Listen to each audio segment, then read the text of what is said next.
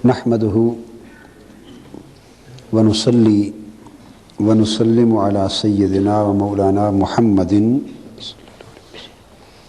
رسوله النبي الأمين المكين الحنين الكريم الرؤوف الرحيم. أما بعد فأعوذ بالله من الشيطان الرجيم. بسم الله الرحمن الرحيم. ما يود الذين كفروا من أهل الكتاب ولا المشركين أن ينزل عليكم من خير من ربكم والله يختص برحمته من يشاء والله ذو الفضل العظيم. صدق الله مولانا العظيم. آج ہم اسی پہلے پارے میں سے آیت نمبر 105 کی تلاوت سے کر کے اگلے مضمون کا آغاز کر رہے ہیں، اور اس آیہ کریمہ میں 50واں حکم بیان ہوا ہے یہود کے حوالے سے اور بنی اسرائیل کی خرابیوں اور یہودی ذہنیت اور یہودی خصلت کی مختلف پہلوؤں کے بیان کی مناسبت سے ارشاد فرمایا گیا، نہ وہ لوگ جو اہل کتاب میں سے کافر ہو گئے. اب اہل کتاب میں سے جو لوگ کافر ہو گئے، اس سے مراد کون ہیں؟ دراصل یہ وہی اہل کتاب تھے، یہ وہی یہودی اور عیسائی تھے. یہ بات بڑی اہم ہے.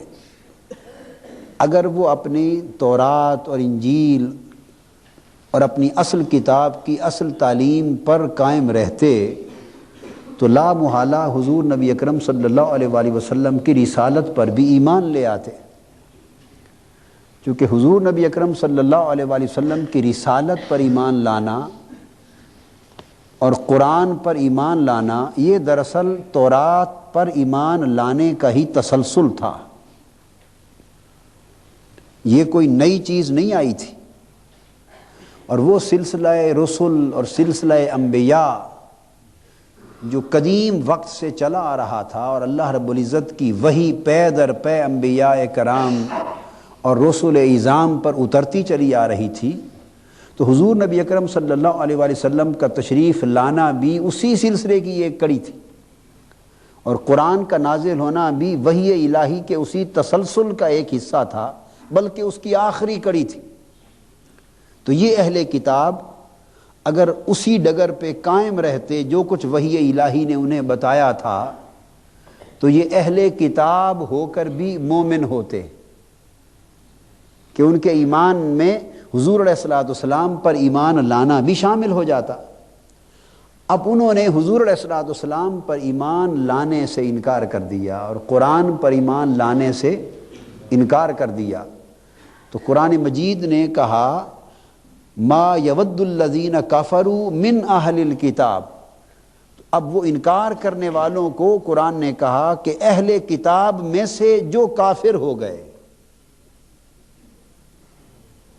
اس انکار کے باعث گویا ان کے اگلے ایمان کو بھی رد کر دیا گیا. جو بات قابل توجہ ہے، اب ان کا موسیٰ علیہ السلام پر ایمان تھا، یہود کا تورات پر ایمان تھا. جو نصارہ تھے ان کا عیسیٰ علیہ السلام پر ایمان تھا اور انجیل پر ایمان تھا. چونکہ حضور علیہ السلام کی رسالت پر ایمان نہ لے آئے اور قرآن پر ایمان نہ لے آئے، تو حضور علیہ السلام کی ذات اقدس پر ایمان نہ لانے سے ان کا پچھلا ایمان بھی برباد گیا، اور قرآن پر ایمان نہ لانے سے ان کا اپنی کتاب پر ایمان لانا بھی برباد گیا، ضائع ہو گیا. وہ ایمان کفر سے بدل دیا گیا. ولل مشرکین، اور نہیں وہ جو مشرک ہیں.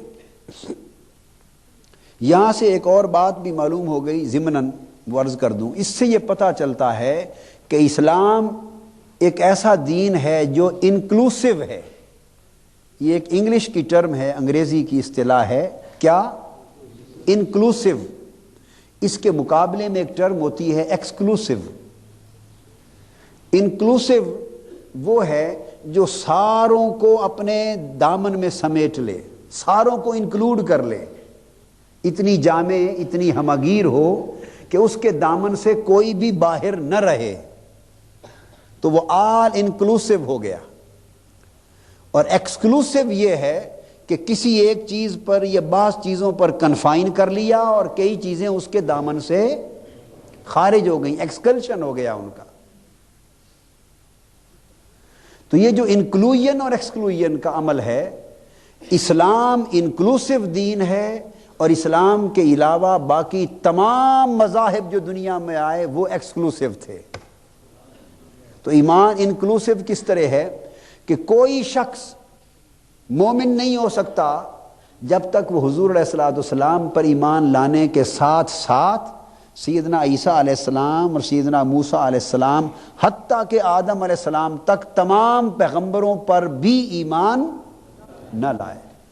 اگر اس نے ایک پیغمبر پر بھی ایمان لانے سے انکار کر دیا، اور حضور علیہ السلام کا کلمہ گو تھا مگر ایک پیغمبر پر بھی ایمان لانے سے انکار کر دیا، وہ اس ایمان لانے کے باوجود کافر ہو گیا۔ کیوں کہ دین اسلام نے جو ہمیں ایمان کا تصور دیا وہ انکلوسیو تصور تھا۔ میں جب ویسٹرن ورلڈ میں جب جاتا ہوں، امریکہ میں، یورپ میں، اور میرے بعض اوقات لیکچرز ہوتے ہیں نان مسلمز کو، اس میں کرسچنز ہوتے ہیں، اس میں یہودی ہوتے ہیں، ایسے ہماری تنظیمات خصوصی لیکچرز بھی ارینج کرتی ہیں۔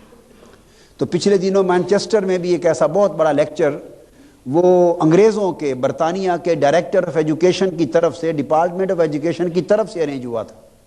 اس میں ان کے پروفیسرز، ان کے لیکچررز، ان کے ٹیچرز، اس میں خیر ہندو اور بدھ مت وغیرہ کے یہ لوگ بھی آئے ہوئے تھے، سب غیر مسلم تھے۔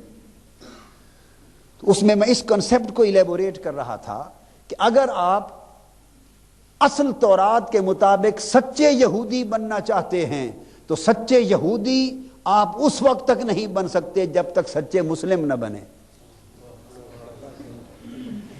اور اگر آپ صحیح معنی میں عیسائی یعنی عیسیٰ علیہ السلام کو ماننے والے، اگر آپ سچے عیسائی بننا چاہتے ہیں تو آج سچی عیسائیت بھی اسلام میں ہے اور سچی یہودیت بھی اسلام میں ہے۔ اسلام نے سب کو اپنے دامن کے اندر سمیٹ لیا ہے۔ گویا جو تعلیمات موسیٰ علیہ السلام تورات کی شکل میں لے کے آئے وہ ایک پھول تھا، پھر عیسیٰ علیہ السلام انجیل کی شکل میں لائے وہ ایک پھول تھا، داؤد علیہ السلام زبور کی شکل میں لائے وہ ایک پھول تھا۔ اس طرح سینکڑوں رسول صحائف لائے اپنی اپنی امتوں کی طرف، وہ سارے پھول تھے، ہر امت کے ہاتھ میں ایک ایک پھول تھا، اور آقا علیہ السلام کی امت مسلمہ کو اللہ نے سارے پھول ملا کے گلدستہ بنا کے دے دیا، ہمیں اسلام کی صورت میں گلدستہ دے دیا۔ لہٰذا جس نے حضرت موسیٰ کی خوشبو سونگنی ہو وہ بھی اسلام کا گلدستہ سونگ لے، جس نے حضرت عیسیٰ کی نبوت عیسوی کی خوشبو سونگنی ہو وہ بھی گلدستہ مصطفوی سونگ لے، جس نے داؤدی خوشبو سونگنی ہو وہ بھی مصطفوی گلدستہ سونگ لے، جس نے ابراہیمی خوشبو سونگنی ہے، سلیمانی خوشبو سونگنی ہے، زکریائی خوشبو سونگنی ہے، یحیائی خوشبو سونگنی ہے، الغرض جس پیغمبر کی خوشبو سونگنے کا جی چاہے محمدی گلدستے کو سونگ لو، ہر پیغمبر کی خوشبو اس میں موجود ہے، ہر آسمانی مذہب کا پھول اس میں موجود ہے۔ اس لیے کسی نے کیا خوب کہا کہ حسن یوسف دم عیسیٰ ید بیضا داری، آنچ خوباں ہما دارند تو تنہا داری۔ وہ حضرت یوسف کا حسن ہو، یہ حضرت عیسیٰ کا دم ہو، یہ حضرت موسیٰ کا ید بیضا ہو جسے روشن کر لیتے تھے، وہ سارے کے سارے ہنسی تھے اپنی اپنی جگہ، مگر اے مصطفیٰ ان سارے کے حسن اور کمال مل جائیں تو تنہا ان سب پر حاوی ہے۔ تو یہ آل انکلوسو دین ہونے کا کنسپٹ ہے۔ یہ تو ایک بات تھی۔ اب اگلی بات جو سمجھا رہا ہوں، تو قرآن اس آیت کریمہ میں ان کی خصلت اور ذہنیت کا جو گوشہ بیان کر رہا ہے وہ یہ ہے، قرآن کہتا ہے ما یود، وہ ہرگز وہ نہیں چاہتے اور وہ پسند نہیں کرتے، خواہ وہ یہودی جو اسلام کے منکر ہو گئے۔ اور آپ کو پتہ ہے آج